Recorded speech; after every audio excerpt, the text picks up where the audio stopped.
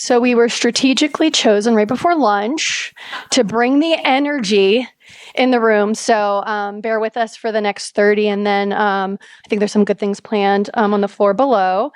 Again, I know a lot of us are probably really tired. Love Island finale was last night. Yes, who watched it? We will not talk about any spoilers because I know some people have not watched it yet, but if you find me during lunch or any networking breaks, I am down to chat about it for hours. And then also too, I know that with Beyonce, I know we talked about Beyonce's in town, 4 shows, which is amazing. I don't know if anyone went last night. No, is anyone going tonight? Last minute tickets? Yes. I saw that Jay-Z performed last night and came on stage. Pretty jealous about that. Awesome. So like Daniel said, I'm Colleen. I am on our media team here at Coca-Cola with an integrated marketing experience. I am also sitting next to me. I have Laura, who is VP of East Coast Sales for Lyft Media, which is the media and advertising entity within Lyft.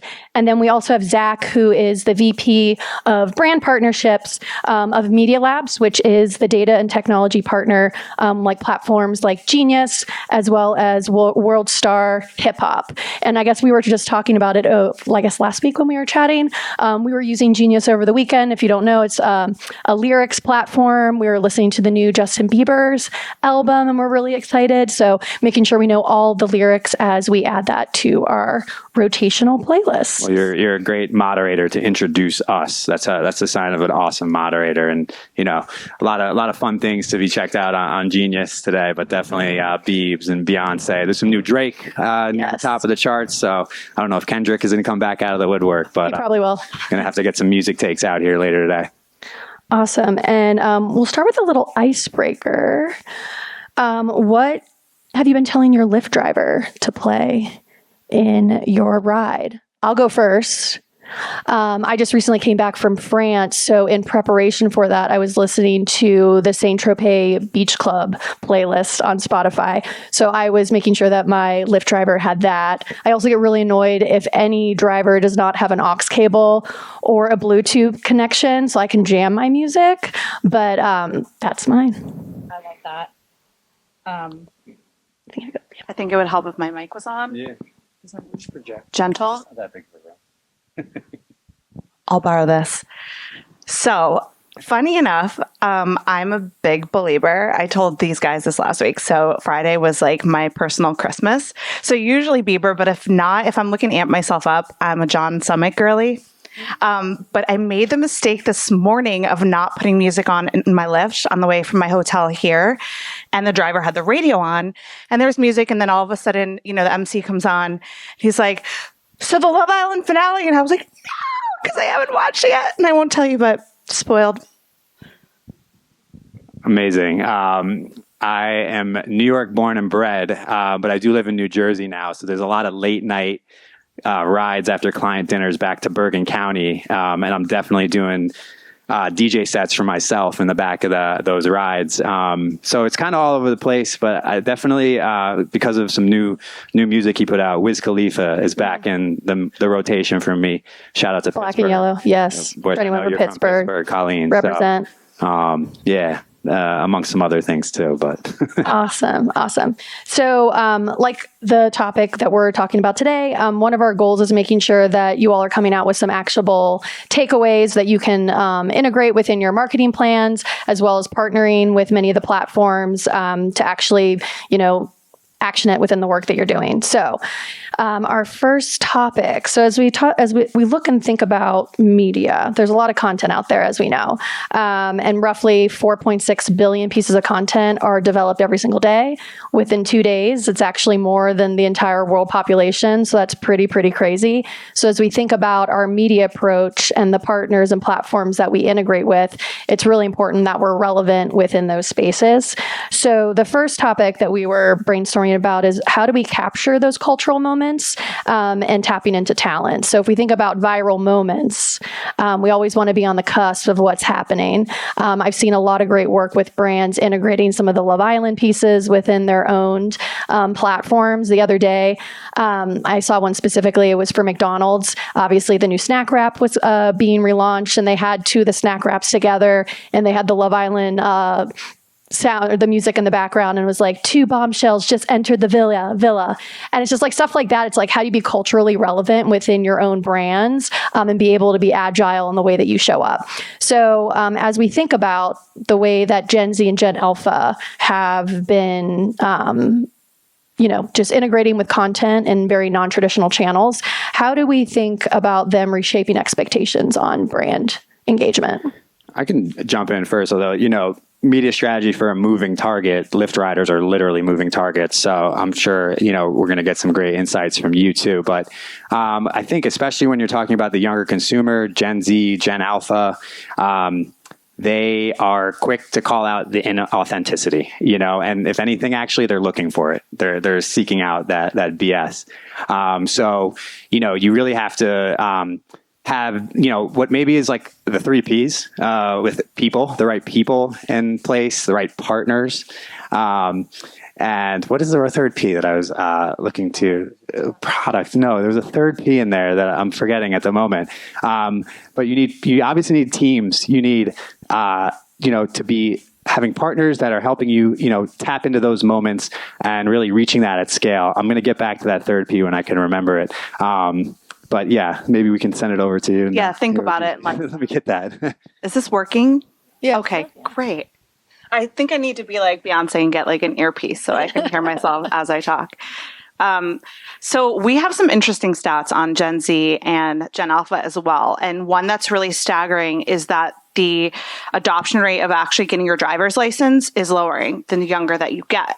So our marketer's brain, there's a need to develop a rideshare strategy.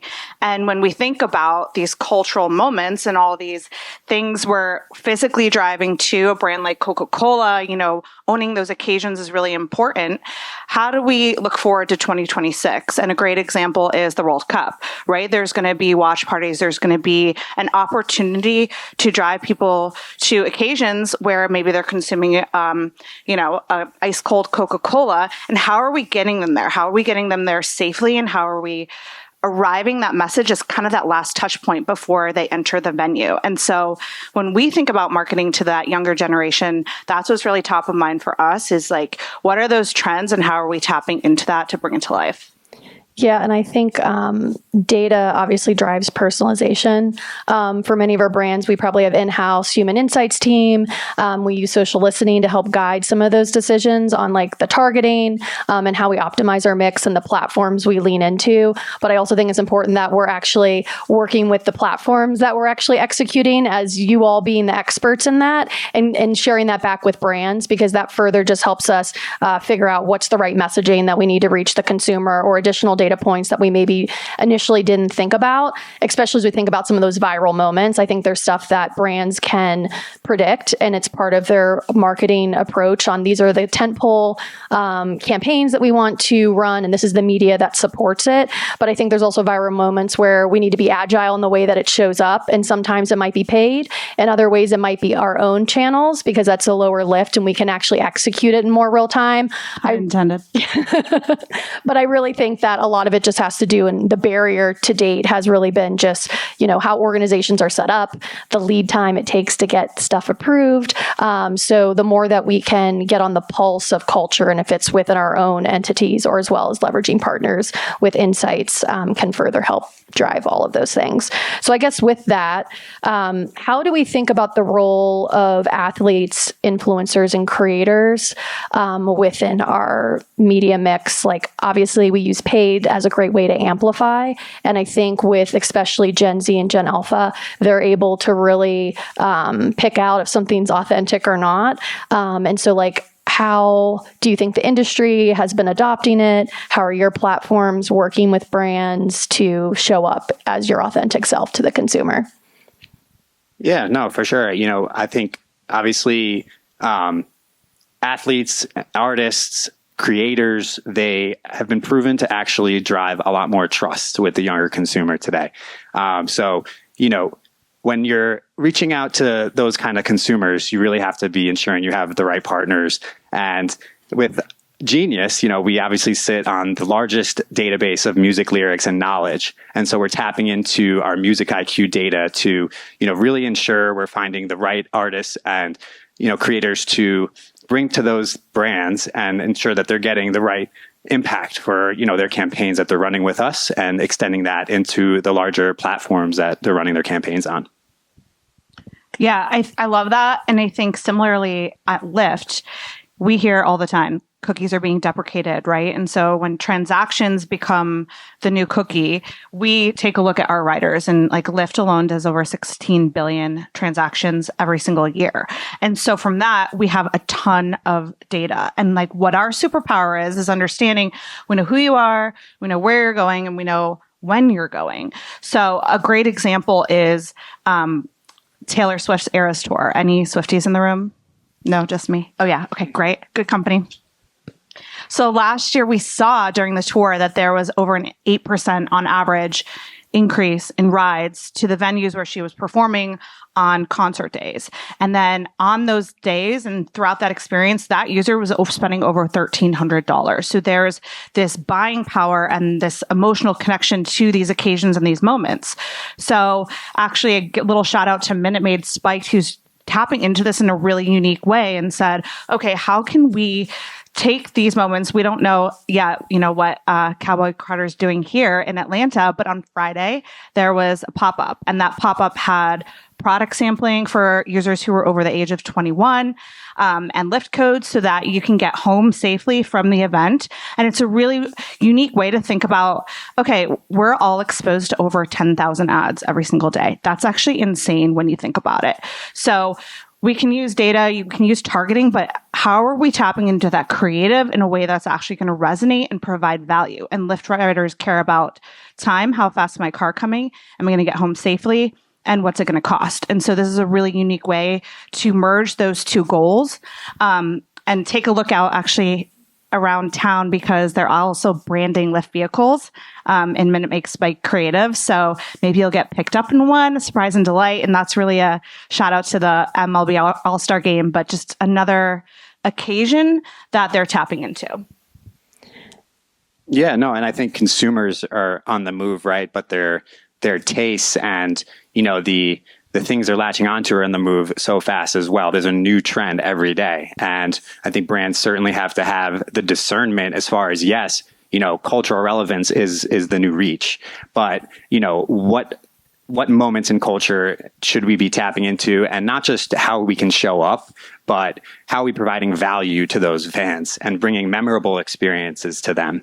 And I think we're here for the MLB All-Star Game this week, and sports is obviously a theme of the day. One of the areas that I'm most excited about, that Genius we sit in, but I think, all of us in consumer media sit in, is that intersection of sports and other passion points, one being music. There's a really interesting study out there by Horizon Media that came out in 2024 around the sports curious Gen Z consumer. There's just a lot of data that, they don't care so much about the X's and O's or the final score anymore. They really care about the cultural moment. So I think we should have probably got a few more hands in the room for the T Swifties, but I feel like we've all very much been tapped into what's going on with the Chiefs, more so than anything because Taylor Swift came into the equation, and then she started becoming up in the box suite. So, Gen Z, Gen Alpha, the data point was that over 50% of them are more concerned about the cultural moment of sport than the outcome. So $8 million for next year's Super Bowl spot. That's a pretty penny. But what are we doing surrounding the game and diving deeper into that storytelling that is really gonna move the needle and separate you from your competitors? I love that. I think as we think about the consumer too, specifically the younger generation, like moving away from non-traditional channels, I feel like it used to be where you develop a multi-million-dollar TVC ad, and then we are cutting it into a bunch of different content to adapt to all the platforms that we're running on. And there is still an importance of like scale and awareness for many brands. your brand is already an awareness to many of the consumers. So it's like really diving into the relevancy. So I think it's a great segue as it relates to developing the right content to the platforms that we're working with, because it's super important. Like you can have the strongest media plan ever and you're running, above the line, below the line, you're running your TVC spot within some of the national sports games, but then how that actually resonates to social or how it shows up to an individual who's in a Lyft ride should be very different. And so I think we're moving away from just developing, standardized creative to be run everywhere. So as we think about those moments on platforms that are more like occasion-based, how are we tailoring content to different fandoms and communities so that it's more relevant and personalized?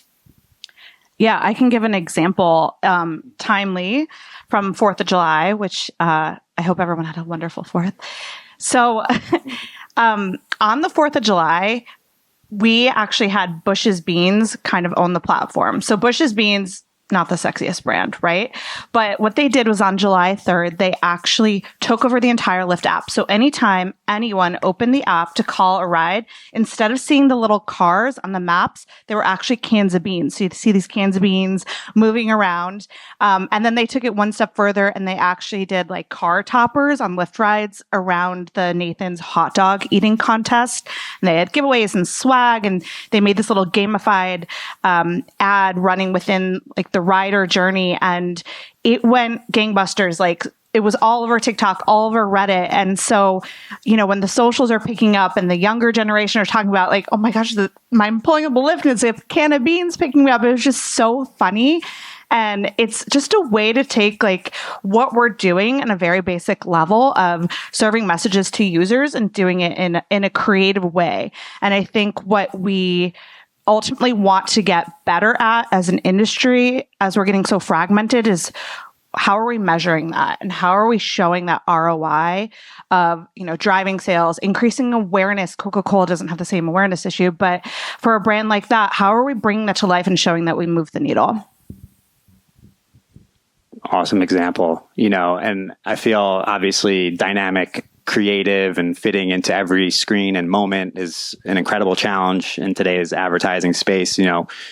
Agility and testing, seems to be the way to move rather than, static media planning, move towards where the culture is going, not what the media plan is saying. And we live and sit in communities and fandom all day, every day in music and culture and on the Genius and World Star side of the house. And there's how many different genres of music. There used to kind of be like one genre of music, and then there was like 10, and then there's maybe 20, and now there's basically a million.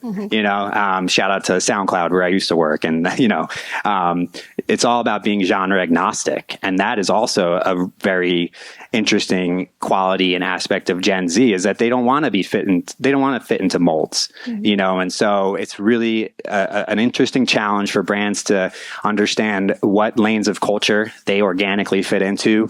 If we're going into the music space, what artists should we be aligning with? What projects should we be creating? Should we be doing a mixtape?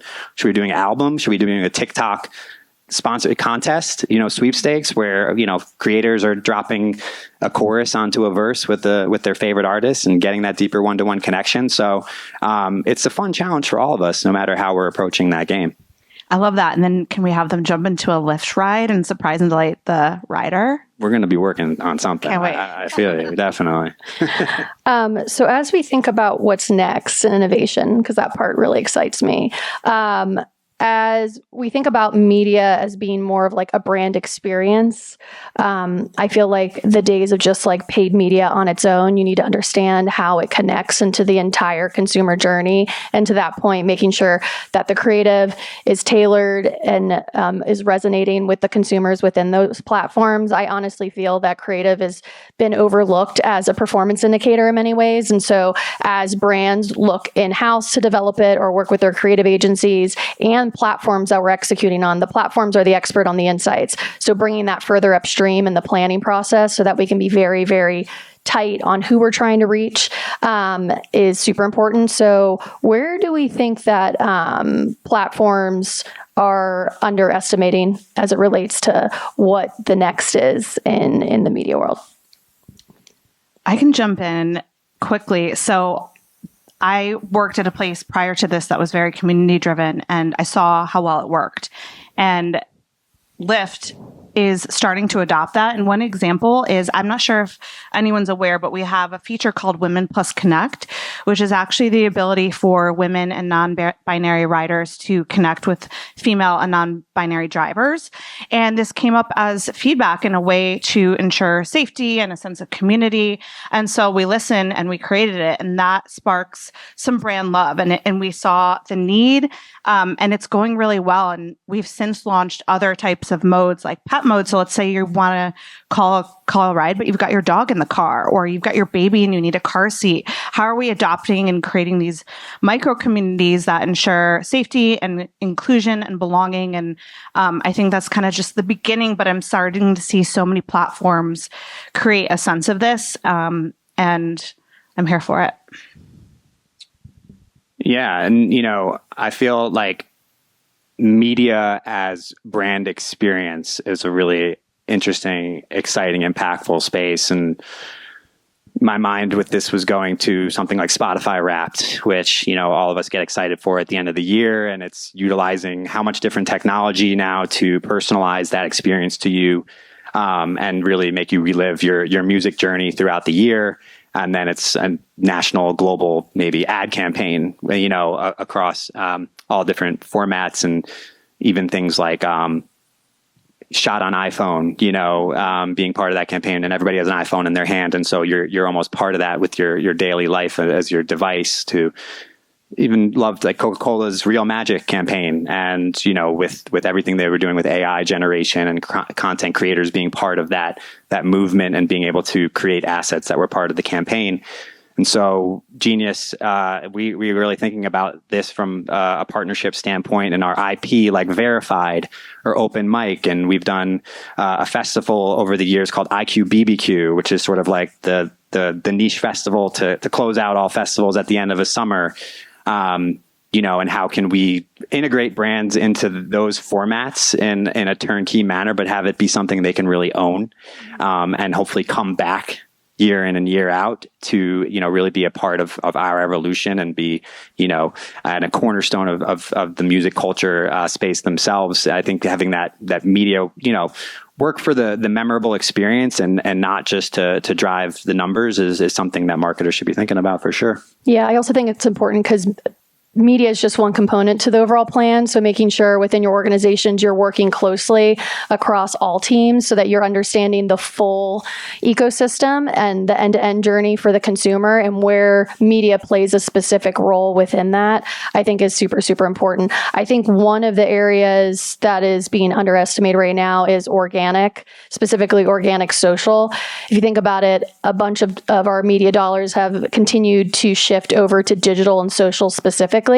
And if we can't execute it right on our own, then what are we amplifying?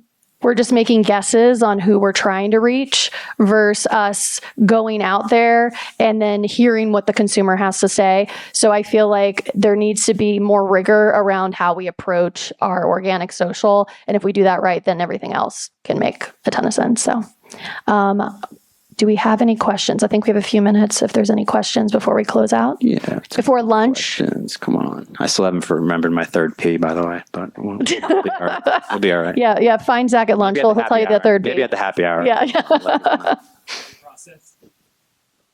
We don't know. I don't know if it ever existed. Maybe it's just the two Ps. But word. Let's talk about the process as the third P. I'd love to have that conversation. And let's get another question, not having to do with that. Yes. What do you think the most underrated part of organic social is right now? You mentioned that you felt like it was underrated as a whole. More specifically. I think it's developing, like getting really, really tight what you're trying to ask the consumer for. I think it's hard depending on your brand. You're reaching a very wide array of consumers. And so I think it goes back to leveraging your internal, if it's social listening, human insights, also understanding viral trends that are coming and being able to action on that in real time is where you're going to see where people are going to be engaging with that and using the engagement metrics within your organic to help determine how you optimize. I think right now it's just kind of like you said, you forget it, you see some likes, but like the engagement piece is what we should be looking at because that's the one-to-one conversation with the consumer that's telling you about your brand. And so you should really be using that to help inform how you approach your paid, your shared, and all the other things. Yes. Cool. No one's asking questions because they're hungry. Cool. Okay, so I think we're going down. Well, you're the MC, so I'm going to pass it over Go to you. ahead, Colleen. You got it. No, you're running it. No, I'm just kidding. Guys, thank you. Round of applause. Thank you. Thank you. Thank you. Thank you, everyone.